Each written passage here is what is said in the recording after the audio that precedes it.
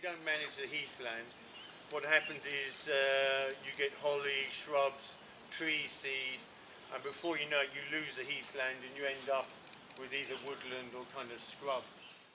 Whereas here, because it has been managed, people like Keyston and have been volunteering, doing a lot of work over many years, helping maintain the heathland, removing holly, invasive species, stuff like that.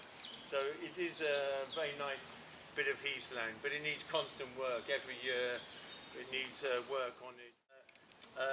The bracken, but we'll be removing this wild honeysuckle. Good, Keith. Look, Keith prepared one earlier. So just in case you're not familiar, honeysuckle is obviously a beautiful plant, but here it grows wild. It tends to just overtake, strangle stuff. Because we're creating more light so that heather, gorse grows. So heather is quite brittle. If you step on it, very easy to crush it and damage it, and it just negates the work.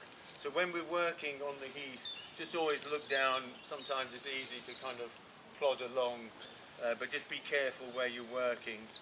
As I said, traditional plants, gorse, heather, you find on heathland. Also here, just talking about wildlife, when you're on the heath here, you may come across some corrugated black sheets.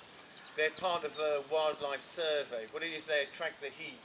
So sometimes insects, a variety of animals, maybe go underneath it.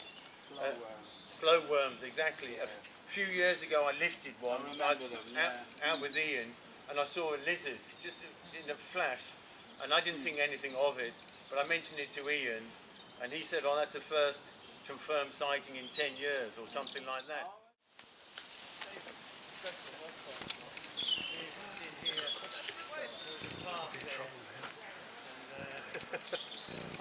Yeah, that's the last time I saw it.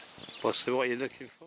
Green stuff, and then just not actually take up roughly to about half, and then I might do a group time go.